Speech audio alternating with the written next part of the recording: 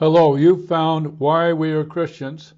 My name is Kent Philpott, pastor of Miller Avenue Baptist Church in Mill Valley, California. That's right by San Francisco. And so here we are. We're at the Marin TV studios in San Rafael. Sitting right here is my wife, Katie. And this is our second program. Katie is a good preacher. And we're both pastoring the little fellowship at Miller Avenue in Mill Valley, and have been for a long time. How long have we been married now? Well, the last day of this year, it'll be 17 years. So we're 16 going on 17. Yep. And so this is what it is. And so at some point you became a Christian, but how long ago was that, Katie? March of '89. March of '89. Yeah. And you had been a little hippie chick. Well, up until the mid '70s. Okay. Then I settled into being, married with,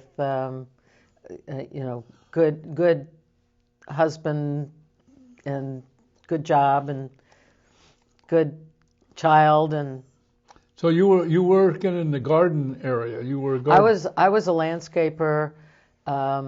It started when I lived in a big hippie type commune in San Rafael in the very early '70s, and we had to provide our own maintenance, and we were not being honest with the owners of the property as to who and especially how many people were living there. That's a house up in Dominican area. It was in the Dominican area. Yeah. And but I followed around the gardener and learned from him and wanted to do it myself. So then the very first vehicle I ever purchased was a 1950 3/4 ton Chevy pickup, and then I started doing hauling and gardening with an ad in the paper. It took a while for people to get used to a female to do this, but then I also started taking evening classes at College of Marin in landscape management. Was the first woman to get a certificate in landscape management. Wow. And somewhere down the road you got married to David Coderre. Yeah, got married to David Coderre.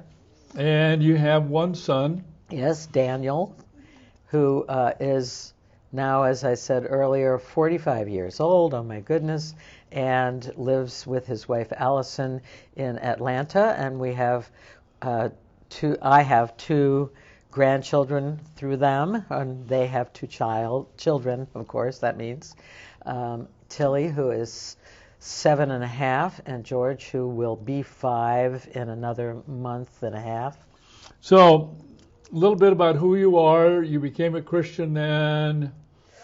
Okay, so I've been a Christian since 1989, when this preacher man gave an invitation in one of the several Sunday services that I attended, because I was being hounded by God to change, make up my mind. So that went on, and you went to Golden Gate Baptist Theological Seminary and got a Master's of Divinity degree. Yeah, this was well after I became a Christian, though, because I needed to spend 89 through 2004 still in a corporate job that I had. I was a corporate facilities and real estate manager for first Headlands Mortgage Company, then we sold ourselves to Greenpoint, and then later to something else. But I moved up until I was able to retire early because of employee stock ownership, and that's when I decided in '05 to go to seminary. Go to seminary, and you earned a Master's of Divinity, and you got an honor, didn't you? I didn't realize that because every one of my electives was either Greek exegesis or Hebrew exegesis, that put me at a slightly higher um, diploma level or master's level or whatever you call it. And then they also gave me something called the Borchert Prize in New Testament Studies. Okay. Well, I remember I was there at your graduation, of course. Yeah. Yeah, yeah. And so now you're Pastor Katie. Yes. I'm Pastor Katie. And you're one of 3 women preachers. Yes. A lot of us give it bad time for having women preachers. Well, we are dually aligned with 2 Baptist conventions. One is the American Baptists, and they are perfectly fine with having women not only preach but be the senior pastor. But then we are also aligned because of the seminary educations that at least 4 of us have.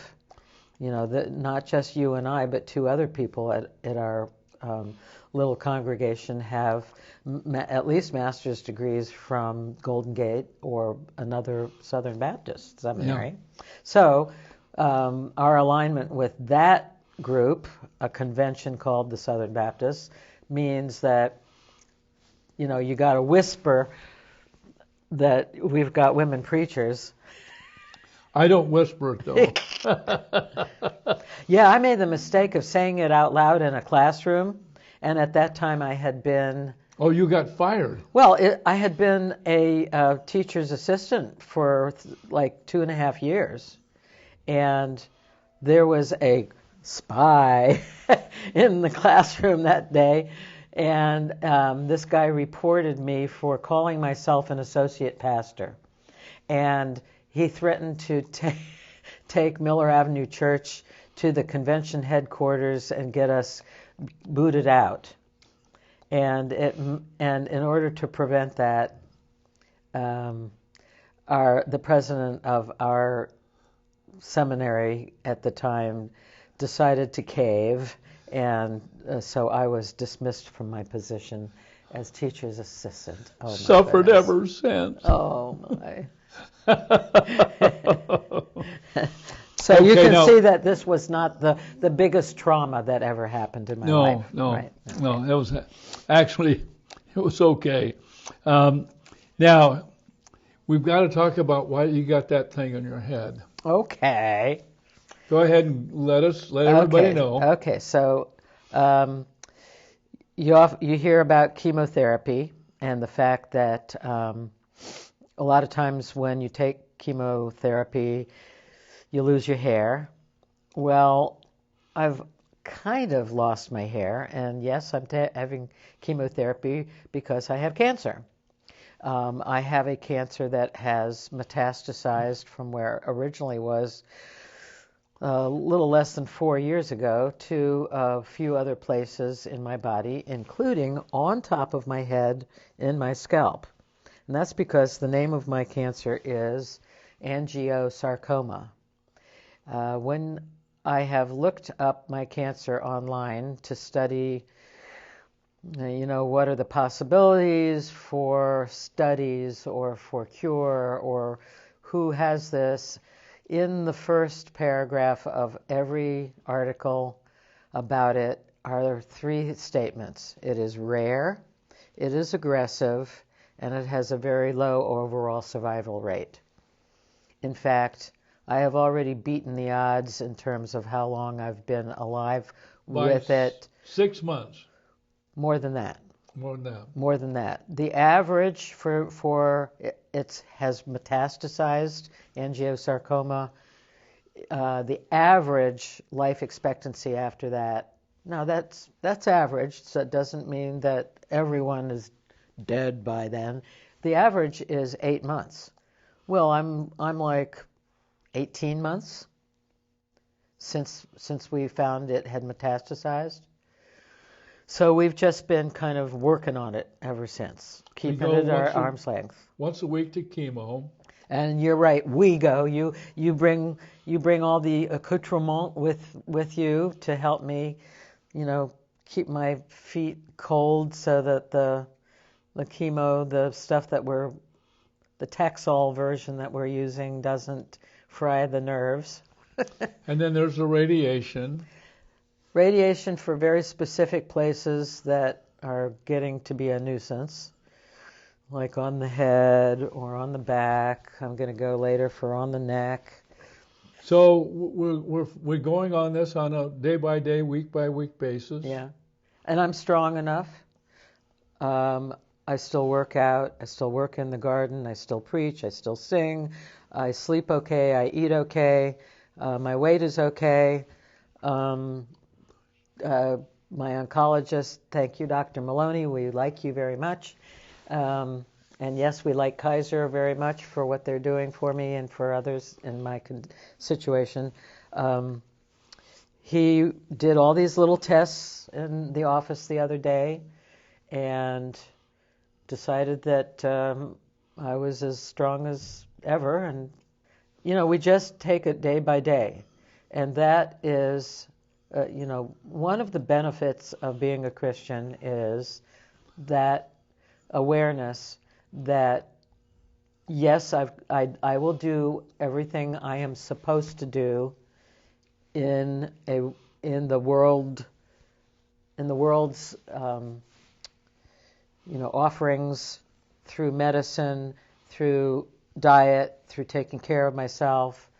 But there's a lot of prayer going on by a lot of people that I know and some I don't know. And I have to credit prayer. And I also credit that I'm not worried about my future. My future is guaranteed to be a good one. Yes, it has. Now, I know you brought, Katie, you brought some. I printed out of some Bible passages. Yeah. Yeah. And they address the idea of death. What does the Bible have to say about death? And it goes everything from in Genesis where till you return to the ground, for out of it you were taken, for you are dust, and to dust you shall return. I mean, there's that kind of concept. That means to me, it is perfectly natural. Yes. I have my little booklet that I'm putting out. Yes. When we publish books. It's called Thank God, God I'm gonna die. I'm getting tired of all the things that my aging produces in me. Right. I used to football coach. I can't do it out there for 2 hours anymore running around. Or even longer when you were baseball coaching. And longer when I was baseball coaching. I can't. There's a number of things in my life that were normal, I love, which I can't do anymore. Yeah.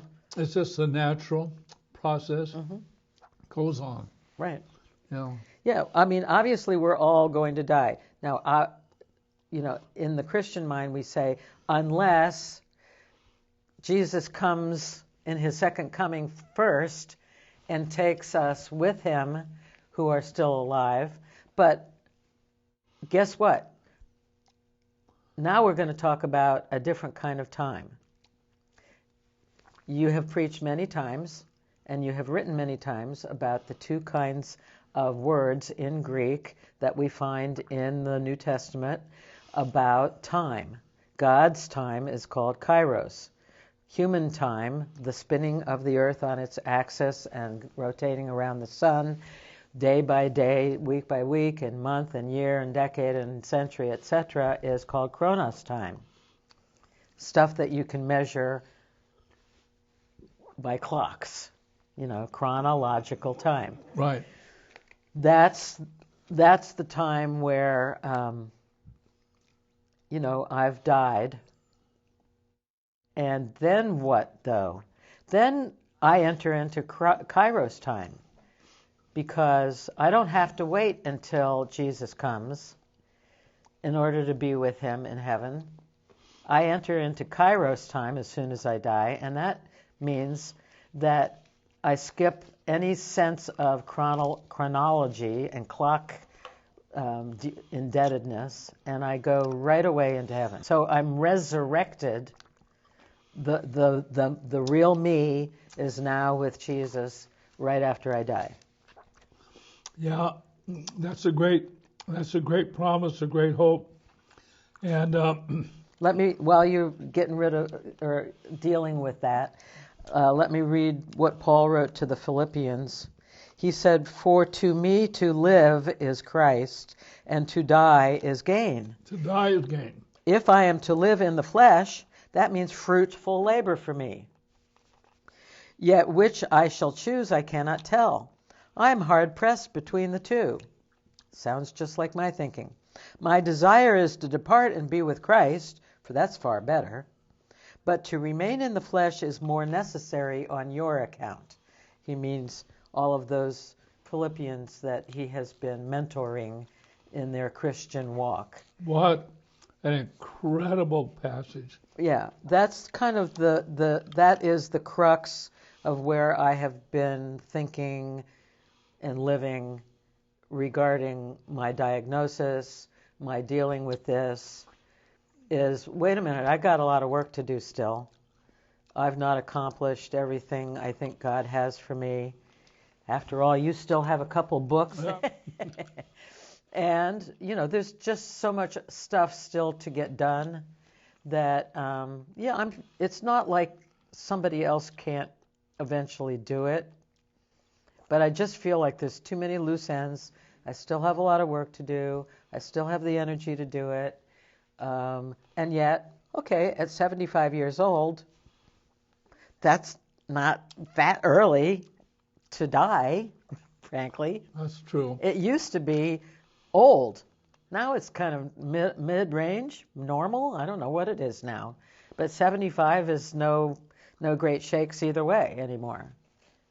That's right. Be alive, be dead, 75, well, yeah, you should have made it to 80 at least. Now, I love that passage in Philippians. Yeah. But you've got some more, Katie. Give us a couple more.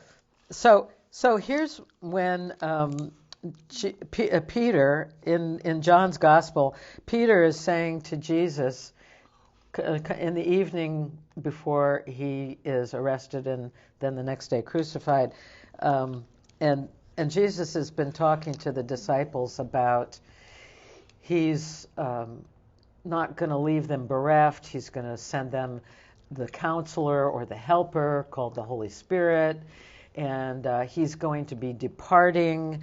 And Simon Peter said to him, "Lord, where are you going?"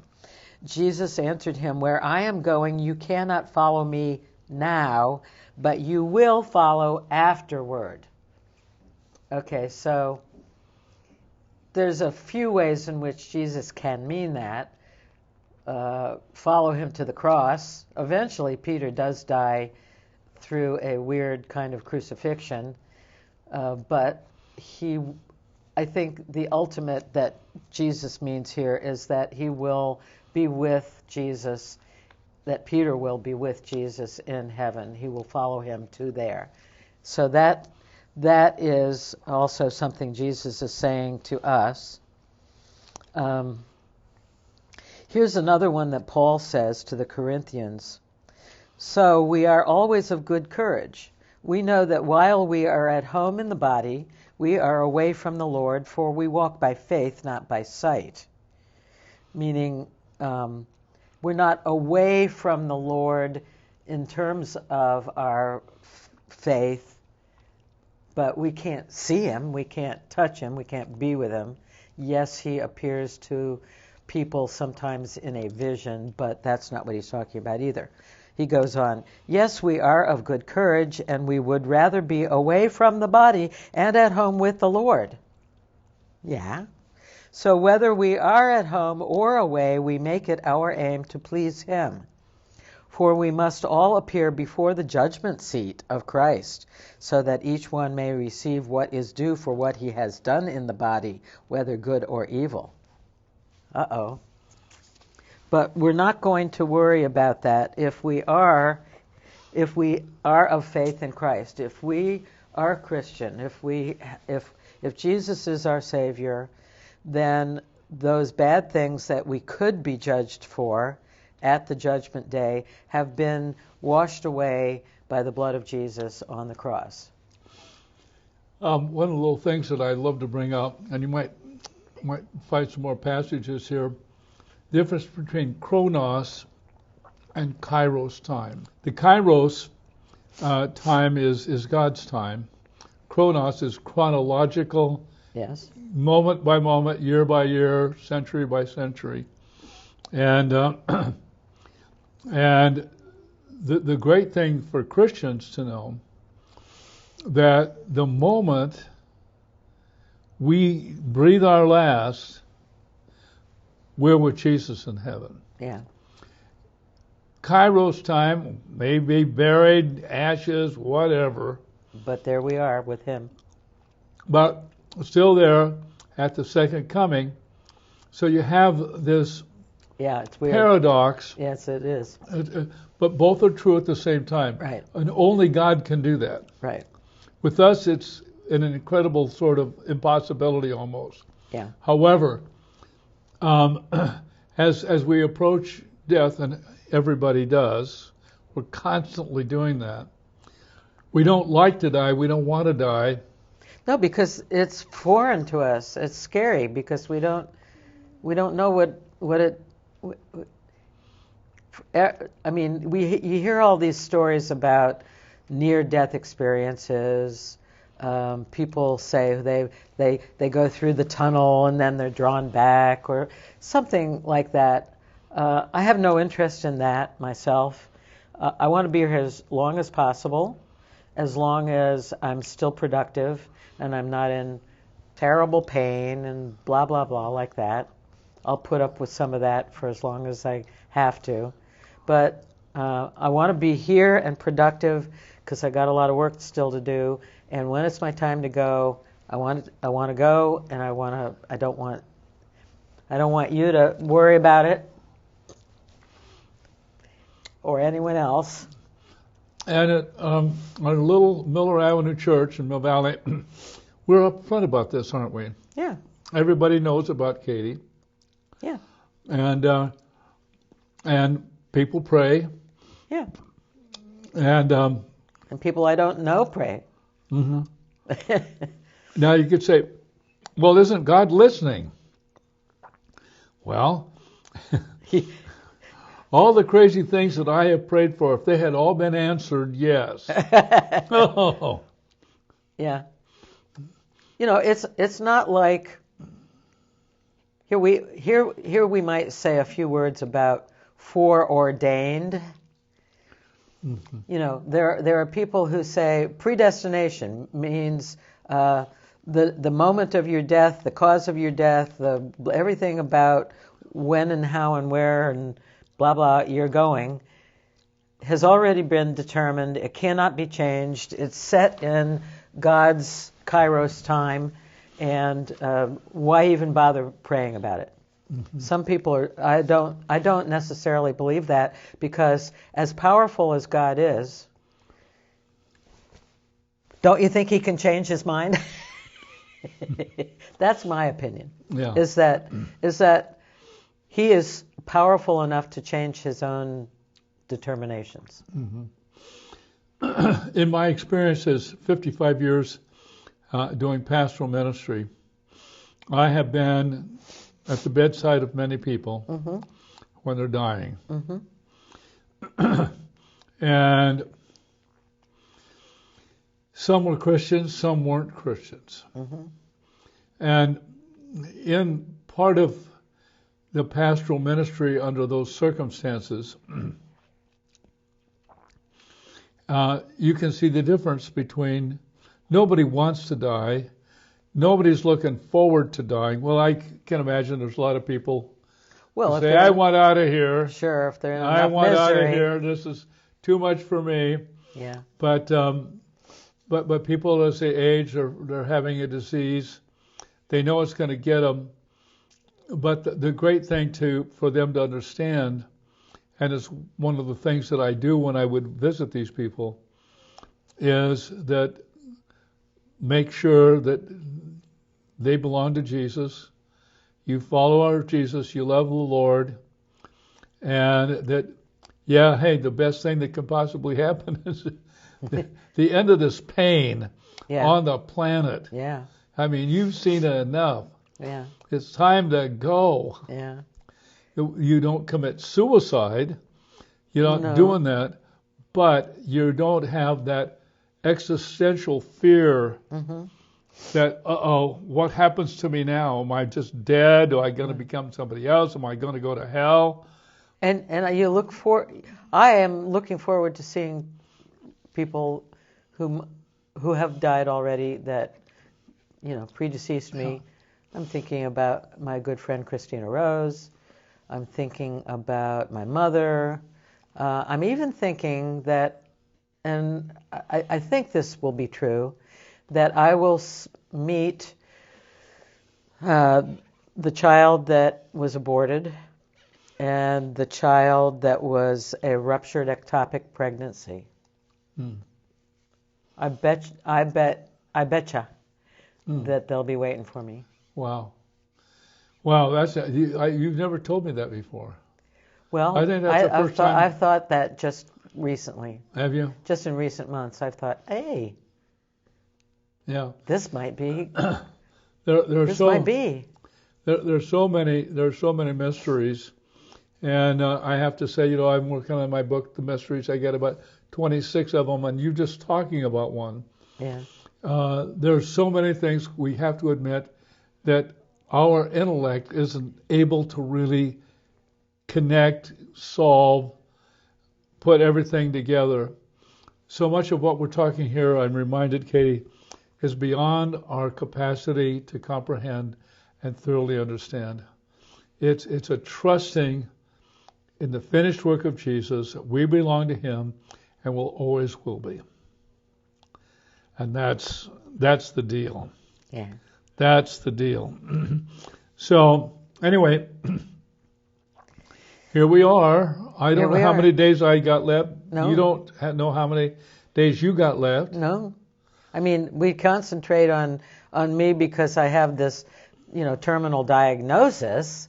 Yeah. But, I mean, you're 8 years older than me, and who knows, I could find you not breathing one morning.